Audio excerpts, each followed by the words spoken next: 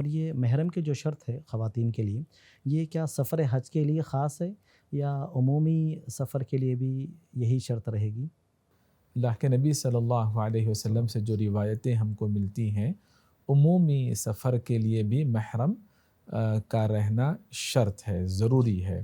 صحابہ کرام کو سفر سے واپس بھیج دیتے جب ان کی اہلیہ بغیر محرم سفر حج پر نکل رہی ہو، تو اللہ کے نبی صلی اللہ علیہ وسلم نے تاکید جو فرمائی وہ عمومی طور پر فرمائی، لیکن اس کے لیے بھی خصوصی طور پر حج کے لیے بھی ہم کو روایتیں ملتی ہیں، لہٰذا محرم کا رہنا اس سفر میں بھی ضروری ہے، اس میں کوئی دو رائے نہیں ہے۔ لیکن فقہی حکم کے اعتبار سے علماء کے درمیان کچھ اختلاف پایا جاتا ہے۔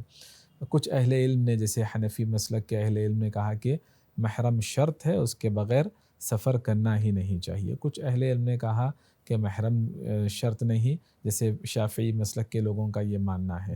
کچھ اہل علم نے تفصیل بیان کی، محرم ضروری ہے اگر فراہم ہو، کچھ ایسی خواتین ہوں گی جن کا محرم نہیں ہوگا تو وہ حج کرنا چاہیں تو یہ شرط ان سے فوت ہو جائے گی۔ یہ مالکی مسلک کے اہل علم کا اس طرح سے ماننا ہے۔ امام ابن تیمیہ رحمۃ اللہ علیہ نے بھی اس موقف سے اتفاق کیا کہ جو فرض حج ہے، فرض عمرہ ہے، اس کے سفر کے لیے محرم اس درجے میں شرط نہیں جیسے عام سفروں میں شرط ہے۔ اس کی وجہ یہ ہے کہ جن اہل علم نے تھوڑی لچک رکھی حج اور عمرے کے لیے، اگر عورتوں کی جماعت ہو، قابل اعتماد عورتوں کی جماعت ہو، قابل لحاظ تعداد میں ہو، جو کم سن نوجوان لڑکیوں کی، خواتین کی عزت و آبرو کی حفاظت کر سکتی ہیں، جیسے بڑی خواتین رہتی ہیں، گھروں میں رہتی ہیں، معاشرے میں رہتی ہیں، رفقہ مأمونہ، خواتین کی ایسی جماعت جو دینداری، اخلاق اور اپنی ذمہ داری کے اعتبار سے قابل اطمینان ہو، تو انشاءاللہ خاتون جس کا کوئی محرم نہیں، امام ابن تیمیہ اور مالکی مسلک کے اعتبار سے ان جیسے اہل علم نے اجازت دی۔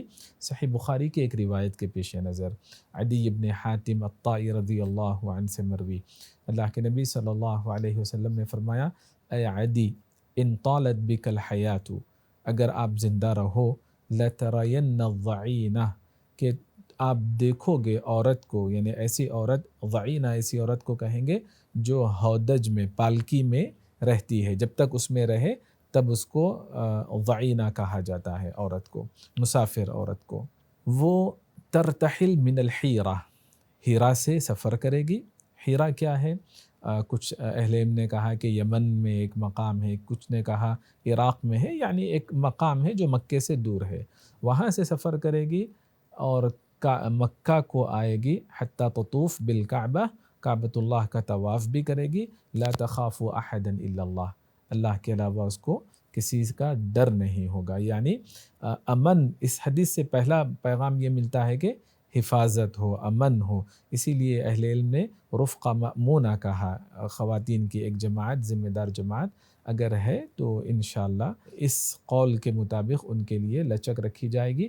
دیگر اہل علم نے، جمہور نے، علماء کی میجورٹی نے جو بات بتائی کہ شرط ہے، اس سے پتہ چلتا ہے، شیخ البانی رحمہ اللہ نے کہا اور لجنہ دائمہ کبار علماء نے یہ بات بتائی کہ جس قول کے مطابق کہ شرط ہے کہ اگر بغیر محرم عورت سفر کر لے، نہیں کرنا چاہیے، کر لے تو حج تو صحیح ہو جائے گا، لیکن بغیر محرم سفر کرنے کا اس کو گناہ ہو سکتا ہے۔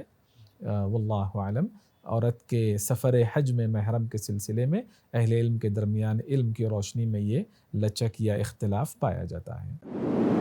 مرسی ٹی وی کے مزید ویڈیوز کے لیے ہمارے چینل کو سبسکرائب کریں اور بیل آئیکن کو ضرور دبائیں۔ جزاک اللہ خیرا۔